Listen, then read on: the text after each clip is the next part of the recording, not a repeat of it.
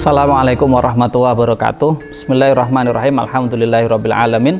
Assalatu wassalamu ala asrofil anbiya'i wal mursalin wa ba'du. Sahabat Kang Ihsan yang berbahagia, beberapa waktu yang lalu ada seorang apoteker yang menyampaikan kepada saya bahwa dia diprotes oleh seorang kiai karena dia membagikan hand sanitizer ke masjid dan ke pondok pesantren.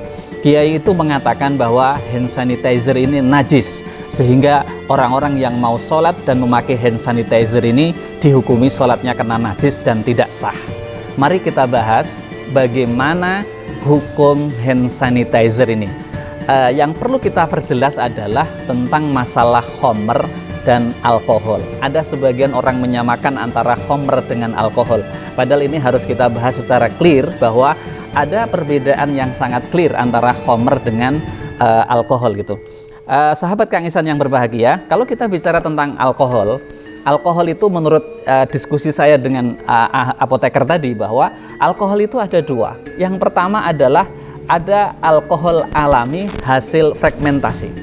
Misalnya ada buah anggur, ada buah korma, kemudian diperas. Setelah diperas dia didiamkan dengan proses tertentu, maka kemudian nanti akan keluar buih-buih, dan ketika buih itu mengalir, maka jadilah dia minuman keras. Ini misalnya kita bisa baca dalam kitab Bulughul Maram ya. Di sini disebutkan gini, wattafaqu ala anna 'asiral 'idab idza ishtadda wa qadhafa zabatuhu fahuwa khamrun ya.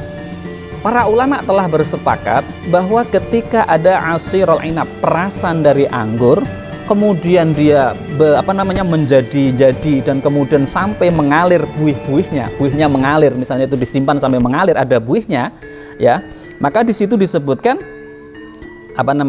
fahuwa khamrun, maka dia dihukumi sebagai khamr. Lah, ini kategorinya adalah kategori alkohol alami. Yang kedua adalah ada alkohol itu sintesis ya.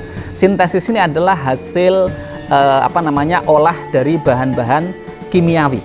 Dari bahan-bahan kimiawi yang diolah, yang itu biasanya dipakai misalnya untuk sterilisasi alat-alat operasi, untuk kemudian mensterilisasi alat-alat kesehatan dan lain sebagainya, termasuk kemudian dipakai untuk hand sanitizer. Mari kita bahas bagaimana hukumnya ini ya. Pertama adalah ketika itu difahami sebagai khamr ya, khamr dalam konteks yang tadi berasal dari bahan alami, maka ketika dia berubah jadi khamr, maka hukumnya otomatis najis. Saya bacakan qaulnya para ulama, ajma'al a'immatul arba'atu ala tahrimil khamri wa najasatiha ya. Para ulama telah bersepakat bahwa haramnya khamr, terhadap haramnya khamr dan hukum najisnya khamr. Dan ketika khamr yang alami ini kemudian dia berubah menjadi cuka dengan sendirinya, kalau dalam kitab fikih, maka dia berubah menjadi suci. Artinya khamr yang berubah menjadi cuka, dia berarti kembali menjadi suci kembali. Lah, ketika dia dalam posisi khamr ini ya, wa anna syurbal khamri qalilaha wa katsiraha mujibun lil haddi, bahwasanya orang yang minum khamr walaupun sedikit atau banyak, maka hukumnya dia harus dihukumi had, yaitu dia dipecut atau dipukul dengan kayu ya. Ini artinya kena hukum had atas minuman keras yang pada masa Rasulullah 4 kali dihad, sedangkan pada masa Sayyidina Umar 80 kali dihad. Lah, pertanyaannya kemudian bagaimana dengan hukum hand sanitizer yang memakai bahan-bahan dari sintesis kimiawi itu? Lah, ini kalau kita lihat bahwa baik dari sintesis maupun dari alami itu sama-sama kalau dimakan itu haram ya, karena berbahaya. Kalau yang alami itu memabukkan, kalau yang sintesis itu menjadikan orang buta, bahkan bisa menjadikan orang mati.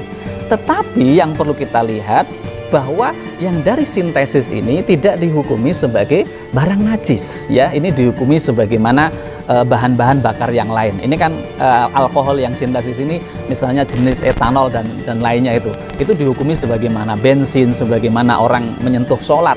Tentu dia tidak najis. Masalah orang jijik itu hal yang lain, tetapi secara hukum itu tidak najis. Sehingga kalau kita baca dalam kitab Al-Fiqh Alal Madzahibil Arba'ah, kemudian kitab Majmu' yang ditulis oleh Imam Nawawi ya, itu dikategorikan sebagai al-ma'fu anha. Jadi kalau ada orang menganggap itu ada najisnya, itu kalau dipakai campuran untuk parfum sesuai dengan kebutuhannya, atau dipakai untuk hand sanitizer sesuai dengan kebutuhannya, dia pun dima'fu ya, Apalagi kalau pakai pendapat Imam Hanafi yang mengatakan bahwa selain perasan anggur itu tidak dikategorikan sebagai najis, maka otomatis hand sanitizer itu tidak najis. Nah, dalam konteks sekarang di mana virus corona itu dimanapun berada, ya, bagi orang yang memang mengambil jalan ikhtiyat, berpikir hati-hati dalam mengambil keputusan hukum dan kemudian menghukumi khomer baik yang alami maupun sintesis itu najis, silahkan ketika ke masjid atau dia kemudian di rumahnya disediakan sabun sehingga ketika dia mencuci tangannya dia bisa memakai sabun, dan ini memang secara kesehatan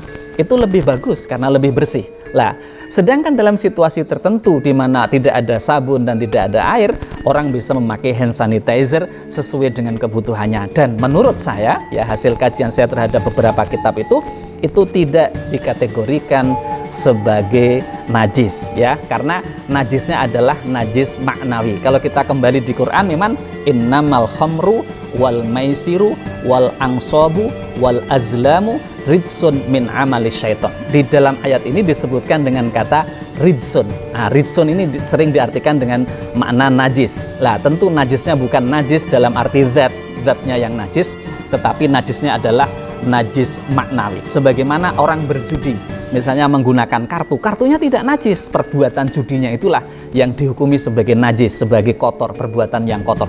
Maka orang yang memakai etanol atau memakai alkohol untuk membersihkan, mensterilisasi dirinya, tentu dia bukan dikategorikan sebagai najis asalkan menggunakannya sesuai dengan keperluan, ya. Ini sekali lagi bagi orang yang ikhtiyat kita hormati, tidak memakai hand sanitizer, tetapi orang yang menganggap itu tidak najis pun harus kita hormati. Tetapi sekali lagi, kalau saya pribadi lebih memilih untuk mencuci tangan dengan sabun karena itu lebih suci, lebih bersih, dan lebih aman menurut perspektif kesehatan. Demikian, semoga bermanfaat. Assalamualaikum warahmatullahi wabarakatuh.